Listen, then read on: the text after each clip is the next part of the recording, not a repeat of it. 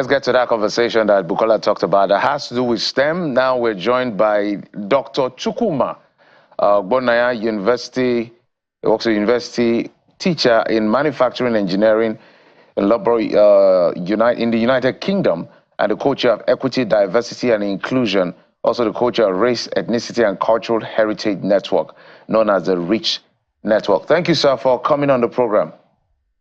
Thank you so much for the opportunity.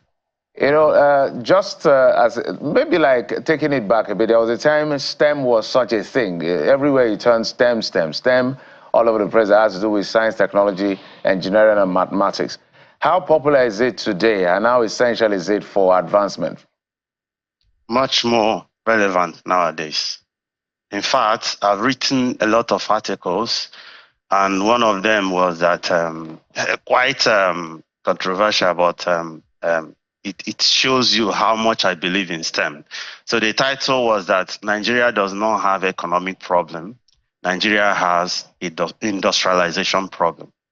And at the foundation of industrialization is STEM. So I used to tell my students that apart from what God created, every other thing you can see in this world were made by man, and it was through STEM. So it's the place to be, and it's quite relevant. Also, walk us through some of the application. Maybe before we talk about the application, the level of reception. I know you're in the UK, and I know you interact with a lot of people around the world, including Nigeria, where you're from. The level of reception and the level of implementation as well, because sometimes it's a different thing to have that policy direction or the aspiration to do certain things. It's a different kettle of fish altogether in the implementation and its relevance in solving real-life problems. Okay, so the thing is that every economy grows up to the lead of the innovation ecosystem in that country. So, for instance, in the UK, they have policies and that promote science. In fact, they have chief scientific advisor. So it tells you that science is at the core of the society. So the same thing applies to other economies like China, US, and other nations that are contributing to innovation. So that ecosystem first is what is required. So in the context of Nigeria, again, I've written an article, and it's called Trilogy of Industrialization. So the three key things required are: 1, government; 2, research institutions; and 3, companies. So it is when you synergize these 3 legs, okay, tripod, that the actual manifestation of the output of science will become more prevalent in the society. So it's quite relevant, and like I said before, that's the way to go. So, you know, we all just talk about STEM and we mouth, you know, the meaning of the abbreviation: science, technology, engineering, mathematics. But really, for young people, for those in tertiary institutions and those aspiring to go into tertiary institutions, what are the skills that they need to acquire to pursue a career in STEM? And if you look critically into the Nigerian research economy as well, you know, what are the opportunities for development in STEM, in health, in education, even in governance? Thank you so much for that question. It's very, very important. Currently, when you talk about STEM is about solving problems, problem solving. So you look at your environment, you take what is environment, study those materials in your environment, characterize them, codify them, and then look at problems around you that you can design, process those materials to solve those problems. That's what basically science is doing. So when you are studying about the reactions, the materials, so chemistry, the living organism, biology, the modeling, using modeling to configure the environment, physics and mathematics. Now engineering takes all these fundamental sciences to solve physical problems like cars, pharmaceuticals, a whole lot of things. So I think for me, for young Nigerians, they should be excited because the problems in Nigeria are evidence that we have opportunities in STEM. Artificial intelligence, like the former speaker spoke, the Industry 4.0 means that you can stay in Nigeria and manufacture products. Take, for instance, I teach additive manufacturing. And also, my research at the University of Manchester was on renewable energy.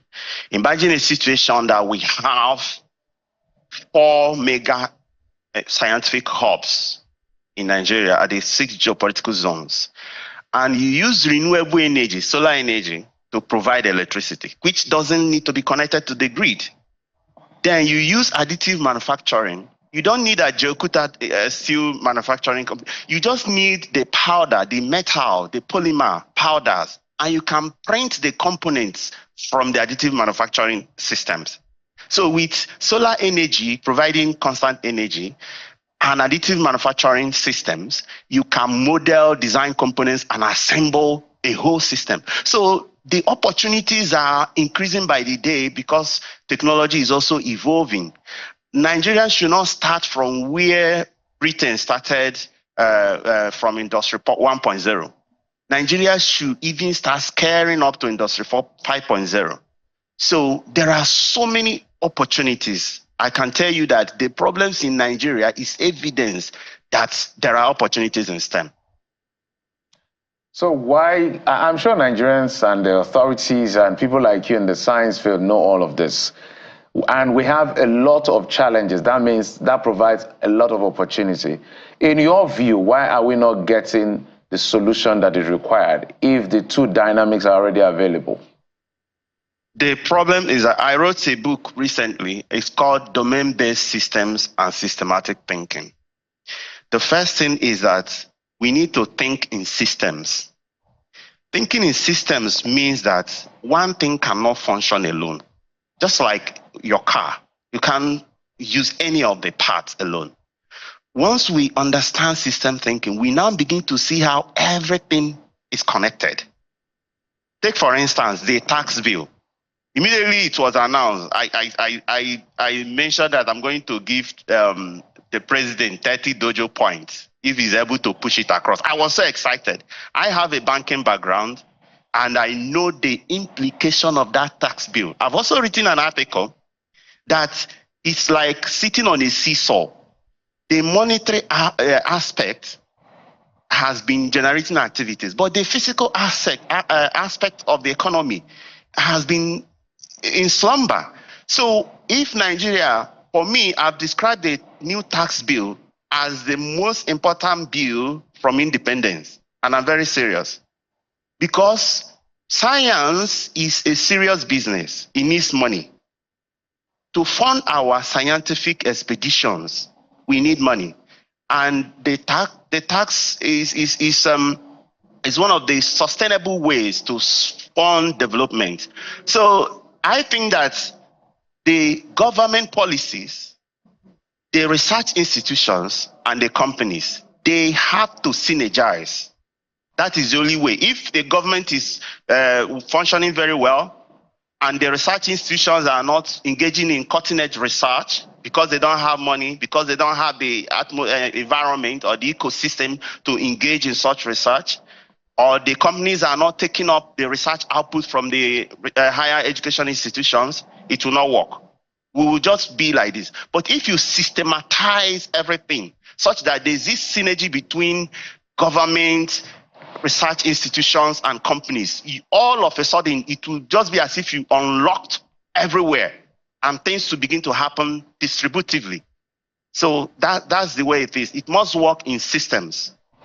So in the absence of the requisite funding for research, while we wait for that, when you look at the NUMTs of this world, the IMTs of this world, and all other technology-based institutions, tertiary institutions, are they prepared for the opportunities for development, for industrialization in STEM? Nigerians are very, very prepared. Even while I'm in UK, we started an organization. We started an organization called Green STEM Educational and Charitable Foundation. I'm also the BOT chairman of Onitsha Education Foundation. We set, Nigerians are ready. What we need is to systematize the environment such that people can plug in. Nigerians thrive everywhere. People ask, why is it that Nigerians thrive whenever they go outside? It's because the system is systematized such that you can plug into the system and it will now amplify your skills. So, and it doesn't need to be a comprehensive overhaul. Just as I said, imagine you have hubs and they have everything they need to start from fundamental research to application. So, and people can go there, access it. It's a public facility. People can go there. If you have an idea, walk into this place. There are people employed to support these young people, move from ideas generation to application.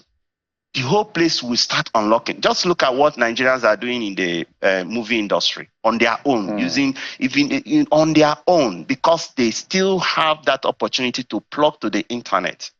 So we need to repeat what has been done in the movie industry, in the manufacturing and STEM sector.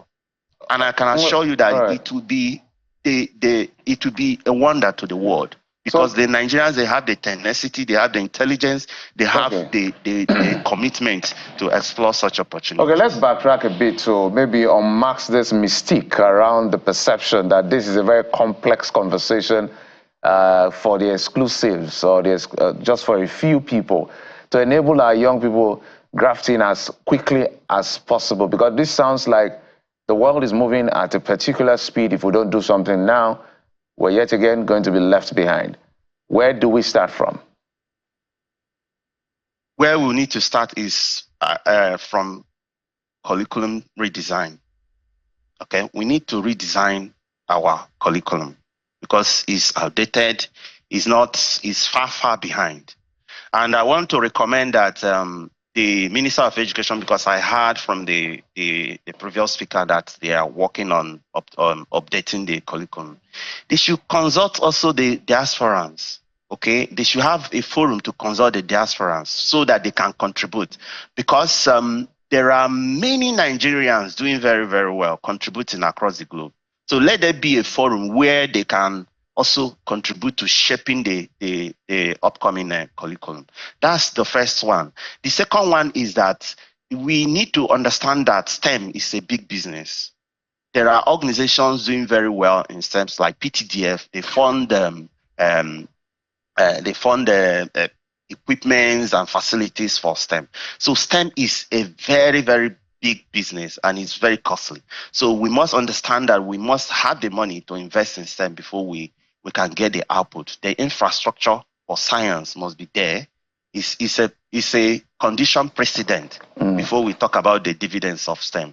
So what's the level of representation you've seen so far? In terms, I know you sit as co-chair of diversity and all of that. How is that coming through in terms of representation? Yeah, there are many Nigerians in STEM, and it's quite the percentage is not much. The percentage is not much, but we keep encouraging people to kind of explore the opportunities. That's one of the roles I play, to encourage blacks and ethnic minorities to also explore STEM discipline. And at a personal level too, I speak to young ones to explore it, because it gives you skills that you can apply anywhere, not just in the STEM sector. Like I said, when I graduated, I worked in the bank, and the analytical skills, the mathematical modeling skills, the logical thinking skills you learn from doing STEM, it can help you to explore other fields. Let me just quickly follow up then. I can see the interest, I can see the passion, but when the chips are down, for a lot of you who are pushing for this, are you willing to come back to establish and push this further, or you're thinking of supporting from there? As I'm speaking with you, we have, I'm advising a body. This body is 22 PhD graduates funded by PTDF across the globe. And they want to form a company that will be domiciled in Nigeria. So this company, remember I said 22 PhD, chemistry, chemical engineering, mechanical engineering, electrical, from different STEM backgrounds. What they are going to do is to drive innovation from fundamental research to application. So we are contributing, and I can tell you that we need to also see the world as being connected. Like now, I don't need to come to your studio to impact knowledge or to make a contribution. So we need to start creating those systems that can tap from talents of Nigerians across the globe without necessarily saying they must come to Nigeria or they must stay in a specific location. So if you systematize everything, Nigerians can easily contribute from wherever they are. They can also come into Nigeria, make some contribution, and also go to where they are based. So we need to look at it as a global citizen perspective rather than being localized. But Mr. Ogbonna, some would disagree with you about, impacting from where you are, because in Nigeria, we need the expertise of people like you for where the development is critical in the health sector, in the education sector. So how has the Japa syndrome contributed to diminishing the space of experts who would have contributed to transforming the fortunes of the country in STEM? It has a very serious blow, but we should not look at it from that aspect as well. The same thing I was saying, if you look at it as a flow, if you look at it that Nigeria, they have flowed out. So what we should now be thinking is, how do we create a system for them to flow in? Because if you don't have the environment to function, it means you go into extinction. And a lot of people, they can't withstand that feeling of just dying off without making impact. That's why some people seek expression where the environment is conducive for them. But I always believe, and I push for it, that the problems in Nigeria is evidence of the huge opportunities. It's all about systematizing the ecosystem. And it will become so spontaneous that everything will start unlocking. So I want to appeal once again that Nigerians should support the tax bill, because that's one way to generate the revenues that we need to create the prosperity we desire. All right, Dr. Ogbonna. Yeah. So if you are to itemize 5 priority areas, let me sound like a politician now, because they always have priority areas and agenda. 5 priority areas that, in your view, is almost like an emergency that we need to apply some of these things you're talking about as quickly as possible so the economy can scale and we can develop at a pace better than we're doing now. What will those 5 areas be? The first priority is education. We need to rapidly and as quickly as possible redesign the curriculum. The second one is to start thinking in terms of distributed infrastructure. Okay, distributed infrastructure means we don't need to connect the grid from Abakaliki to Sokoto. No. Create distributed energy infrastructure that will be reliable to power the economy, because without energy, you can't power the economy. So another one is building the morale. Okay, supporting the higher education institutions, the research. We need to give voice to the researchers, because they are the ones that make the findings. Another one is that systematizing the link between, there should be a deliberate policy between synergizing what is happening in the research institutions and the companies. Okay, once we do that, I believe that is going to unlock opportunities. All right, well, thank you so much. Quite brilliant submissions, and we wish you the very best. Or hope that you somehow make this happen for us, whether you're in the UK or you're back here in Nigeria, whichever you choose. Dr. Chukwuma Ogbonna is a lecturer, manufacturing engineering in the UK, also co-chaired Equity, Diversity and Inclusion, and co-chaired Race, Ethnicity and Cultural Heritage Network, known as RICH. Thank you so much for coming on the program. Thank you so much for the opportunity. I appreciate it. That's it for today. Thank you so much for your time and company. Don't forget, Sunrise Daily is up at the top of the hour. I'm Jeffrey Uzoma. Bye-bye. Well, if you've been instructed, you would do yourself a world of favor to get a tech skill, to increase your finances. We'll be back again tomorrow with another instructive edition. I am Bukola Koka. And I'm Karadoki Kilu. Stay with Channels Television.